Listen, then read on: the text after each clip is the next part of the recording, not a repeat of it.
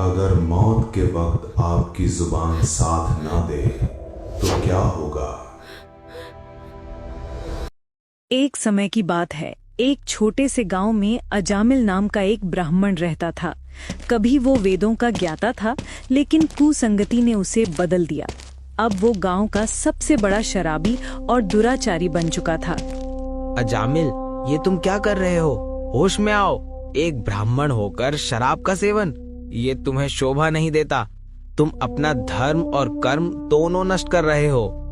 अरे मित्र, धर्म और कर्म की बातें अब पुरानी हो गईं। ये मदिरा अब मेरी रगों में बस चुकी है। इसे छोड़ना अब मेरे बस की बात नहीं, ये नामुमकिन है। हे भगवान, इस शराबी का क्या करूं?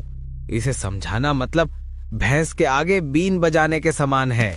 ये कहकर उसका मित्र भी वहां से चला जाता है। एक दिन अजामिल किसी कार्यवश जंगल की ओर जा रहा था। तभी उसकी दृष्टि वहां खड़ी एक अत्यंत सुंदर गणिका पर पड़ी। अरे, इतनी रूपवान स्त्री, और वो भी हमारे गांव के समीप। आज तक मैंने ऐसा सौंदर्य नहीं देखा। अजामिल उसके रूप को देखकर सुध-बुध खो बैठा और खिंचा हुआ उसकी ओर चला गया। राम राम जी। राम राम। कहिए पंडित जी, आप कौन हैं? जी, मैं इसी गांव का निवासी हूँ। आपको यहाँ अकेले देखा तो रुक गया। ये जंगल सुरक्षित नहीं है। यदि आपको किसी भी प्रकार की सहायता की आवश्यकता हो तो मुझे बेझिझक बताएं। मैं आपकी सेवा में उपस्थित हूँ। जी नहीं, धन्यवाद पंडित जी। मुझे अभी किसी सहायता की आवश्यकता नहीं है। आप जा सकते हैं। कुछ दिनों बाद अजामिल का मन पूजा पाठ में नहीं बल्कि उस गणिका में अटक गया था। वे दोनों अक्सर मिलने लगे। धीरे धीरे ये आकर्षण गहरा होता गया और अजामिल ने मर्यादा की सारी सीमाएं लांघने का फैसला कर लिया। सुनो, मैं अब तुम्हारे बिना एक पल भी नहीं रह सकता। मैं तुमसे विवाह करना चाहता हूँ। लेकिन जी, यह कैसे संभव है? मैं एक गणिका हूँ और आप एक ब्राह्मण।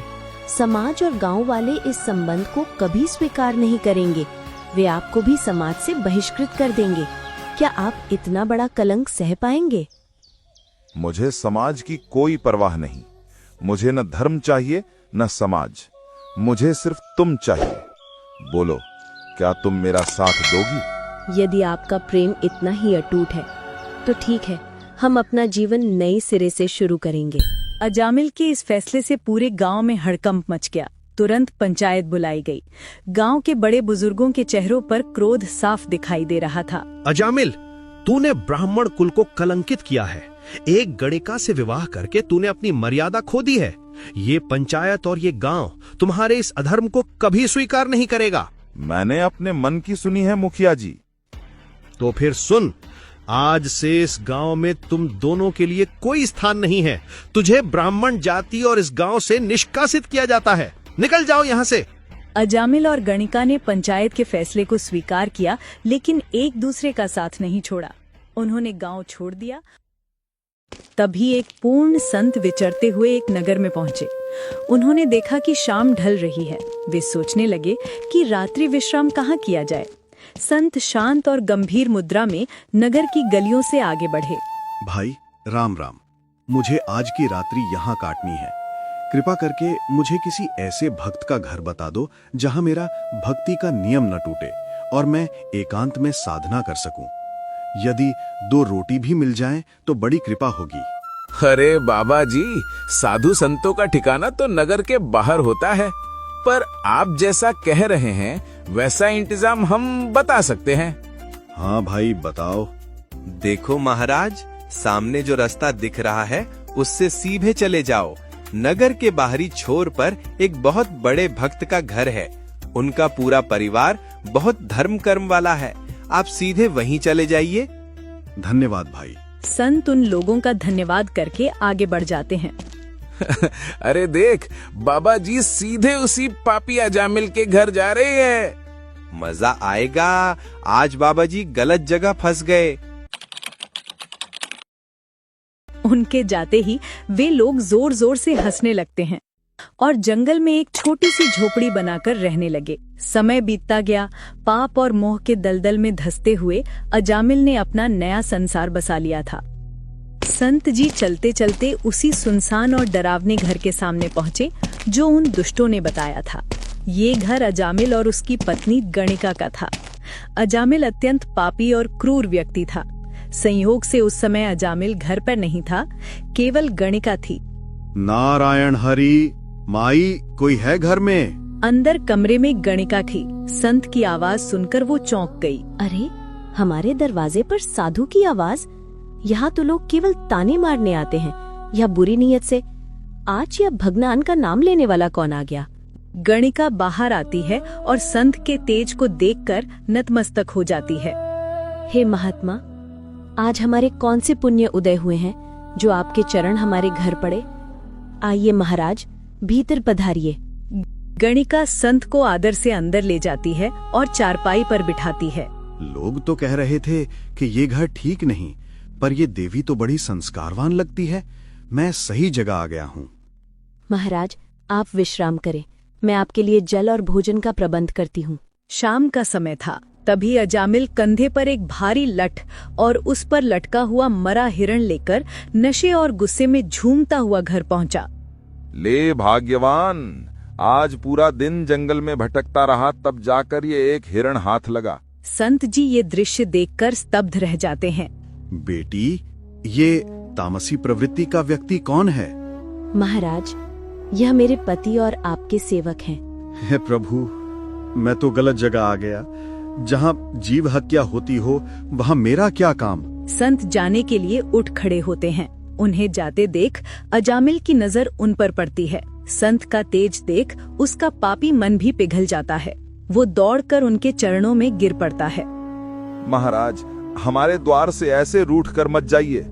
हम तो पहले से ही नरक के भागी हैं। यदि आप भी हमें त्याग देंगे तो हमारा उद्धार कौन करेगा? हम जैसे भी हैं, भले या बुरे, आप ही के तो हैं। अजामिल की आंखों में पश्चाताप देख संत का हृदय दया से भर गया। ठीक है भाई, पर मेरी एक शर्त है। पहले इस मरे हुए जीव को घर से बाहर फेंक कर आओ और प्रतिज्ञा करो कि आज से जीव हत्या नहीं करोगे। जैसी आपकी आज्ञा महाराज। मैं अभी इसे फेंक कर आता हूँ और कसम खाता हूँ, आज से कोई पाप नहीं करूंगा। अजामिल और उसकी पत्नी नहा धोकर साफ कपड़े पहनकर संत के सामने नीचे बैठते हैं। घर का माहौल बदल चुका है।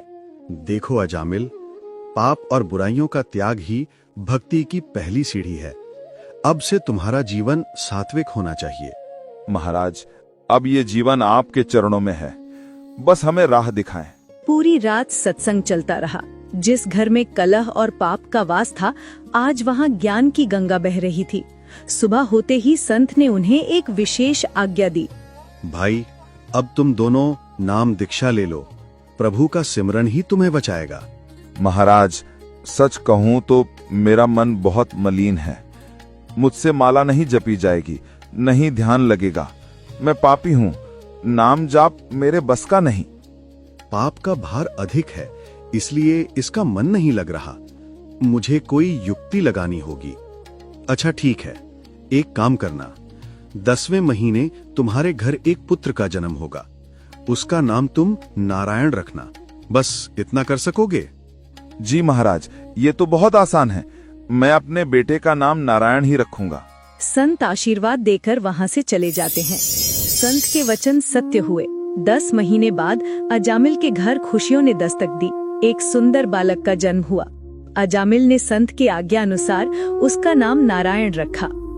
देख रही हो भाग्यवान, इसकी आंखें कितनी चमक रही हैं। ये मेरे बुढ़ापे का सहारा है, मेरा प्यारा नारायण। संत जी ने सही कहा था।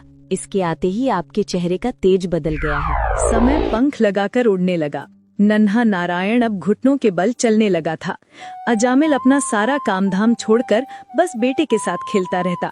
आ जाओ मेरे शेर, डरो मत, पिताजी यहाँ हैं। आ जाओ नारायण। शाबाश, मेरा नारायण चलना सीख गया। देख भाग्यवान, मेरा नारायण मेरी तरफ दौड़ कर आया। अजामिल का मोह इतना बढ़ गया कि वो खुद खाना भूल जाता पर नारायण को खिलाना नहीं भूलता था। एक दिन दोपहर का भोजन का समय था। ले बेटा, ये मीठी खीर खा ले। आ कर। नहीं खानी। अरे ऐसे नहीं करते बेटा, अगर नारायण नहीं खाएगा तो पिताजी भी नहीं खाएंगे। देख, अगर तूने खा लिया तो मैं तुझे कंधे पर घुमाने लेकर जाऊंगा। कंधे पर? पक्का? हाँ मेरा लाल, पक्का। बस जल्दी से खा ले मेरे प्यारे नारायण। अजामिल को खबर ही नहीं थी कि बेटे को मनाते मनाते वो दिन में सैकड़ों बार परमात्मा का नाम ले रहा था। रात होती तो अजामिल तब तक नहीं सोता जब तक नारायण गहरी नींद में ना चला जाए। अब सो भी जाइए, आधी रात हो गई है। लड़का सो गया है, कहीं भाग थोड़े ही जाएगा। तुझे नहीं पता भाग्यवान, दिन भर की थकान इसे देखकर ही उतरती है। जब ये सोता है तो लगता है साक्षात नारायण सो रहे हैं। सो जा मेरे नारायण, सो जा। अब तो ये हाल हो गया था कि अजामिल को हर बात में नारायण ही याद आता। उठता बैठता खाता पीता उसकी जबान पर बस एक ही रट थी, नारायण, धूप तेज है, अंदर आजा। गजब हो गया है। पहले आप शिकार और शराब की बातें करते थे और अब तो बस नारायण नारायण की माला जपते रहते हैं। लगता है बेटे ने आपको साधु बना दिया है। साधु का तो पता नहीं, पर इस नाम में सुकून बहुत है। जब नारायण बोलता हूँ तो मन हल्का हो जाता है। अजामिल इसे पुत्र मोह समझ रहा था, लेकिन असल में ये पिछले जन्मों का कोई पुण्य था जो उसे तैयार कर रहा था। अनजाने में किया गया ये नाम अभ्यास ही उसकी ढाल बनने वाला था। दिन बीतते गए और अजामिल का शरीर ढलने लगा। वो सोचता था कि अभी तो बहुत जीवन बाकी है, लेकिन काल कभी बताकर नहीं आता। ये कैसा दर्द है, जैसे कोई कलेजे को मुट्ठी में भींच रहा हो। अरे भाग्यवान, थोड़ा पानी लाना। दर्द इतना तेज था कि अजामिल की आवाज भी गले में अटक गई।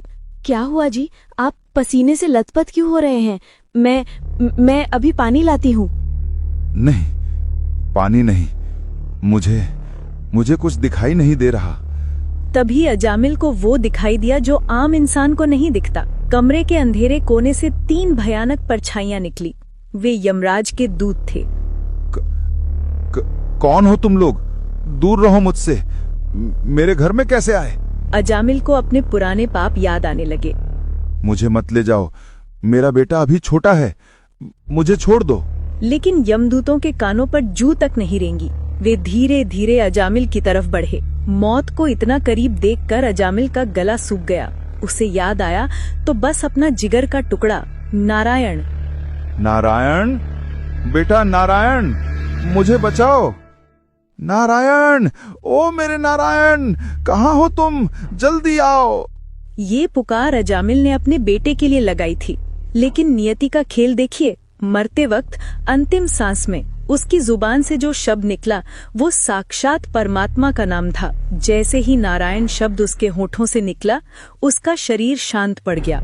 जी उठिए जी, पानी पी लीजिए जी। हे नाथ, यह क्या अनर्थ हो गया? आप हमें इस तरह बीच मझधार में छोड़कर कैसे जा सकते हैं? पिताजी सो गए क्या माँ? पिताजी उठो ना, मुझे कंधे पर घुमाओ।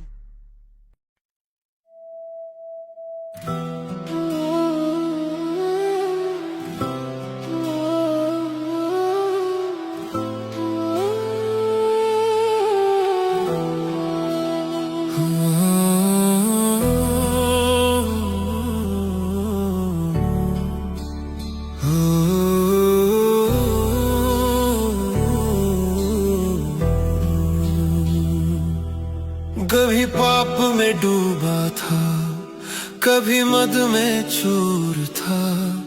भूल गया था इंसान कि वो प्रभु का नूर था।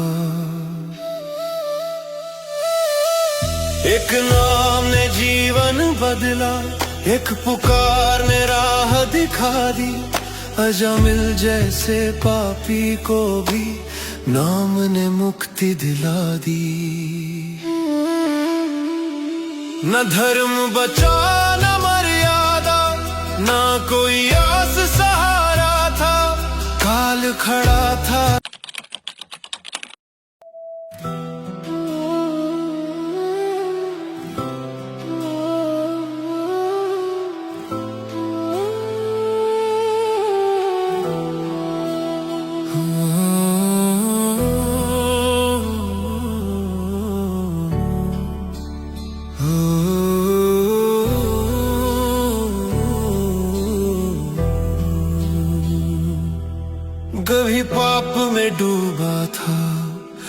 भी मद में चूर था, भूल गया था इंसान कि वो प्रभु का नूर था। एक नाम ने जीवन बदला, एक पुकार ने राह दिखा दी, अजामिल जैसे पापी को भी नाम ने मुक्ति दिला दी। न धर्म बचा न मर्यादा, ना कोई आस सहारा था, काल खड़ा था द्वार पे, सांसों का बसारा था। डर में कांपी रूह जब उसकी आखिरी सांस निकल आई, बेटे को पुकारा उसने पर किस्मत मुस्कुराई। एक नाम ने जीवन बदला, एक पुकार ने राह दिखा दी, अजामिल जैसे पापी को भी नाम ने मुक्ति दिला दी। एक नाम ने जीवन बदला, एक पुकार ने राह दिखा दी, अजामिल जैसे पापी को भी नाम ने मुक्ति दिला दी।